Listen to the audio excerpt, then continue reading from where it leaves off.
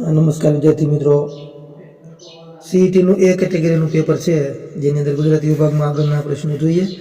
આગળના પ્રશ્નો જોઈએ 71 થી 80 સુધી. તો 71મો પ્રશ્ન આપણે જોઈએ તો ખાલી જગ્યામાં યોગ્ય પ્રત્યય મૂકો.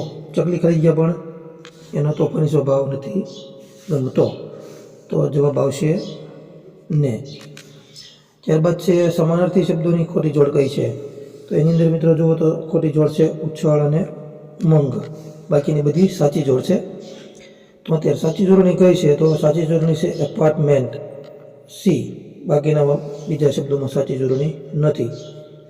74 નંબરમાં આ પ્રશ્નમાં જોઈએ તો નીચેના કયા વાક્યમાં એક જ ક્રિયા દર્શાવી છે? તો એમાં ડી આવશે. વાતમાં છેલ્લા વાક્ય એવા જેમાં એક જ ક્રિયા દર્શાવવામાં આવી છે.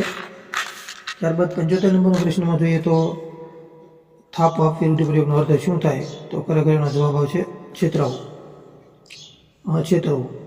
ત્યારબાદ જયદીપે ડઝન કેળા ખરીદ્યા. વાક્યમાં કયું પદ વિશેષણ છે? તો વિશેષણ શબ્દ છે ડઝન. એટલે કેટલા ખરીદ્યા? તો કે ડઝન એ વિશેષણ ગણાય. નીચેના મતે કયું પાત્ર રામાયણમાં નથી? તો જાનકી એટલે સીતા માતા રામાયણમાં છે, વિશ્વામિત્ર ઋષિ રામાયણમાં છે, શૂર્પણખા રામાયણમાં છે, તો ગાંધારી જે મહાભારતની અંદર છે એટલે એ નથી, એ જવાબ આવશે. 78 નંબરમાં બાળક શાંતિથી ઊંઘી ગયું. વાક્યમાં કયું પદ ક્રિયા વિશેષણ છે? તો ક્રિયા વિશેષણ એટલે ઊંઘી એ શબ્દ ક્રિયા વિશેષણમાં ગણે છે.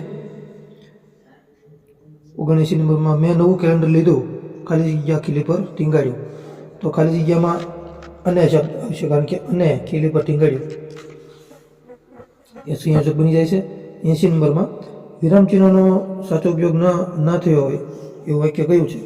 તો તેણે કહ્યું કે આપણે સૌ સાથે જઈશું, જેની અંદર વિરામચિહ્નનો સાચો ઉપયોગ નથી થયો એટલે જવાબ સી આવશે. તો આગળના પ્રશ્નો આપણે આગળના વિડીયોમાં જોઈશું.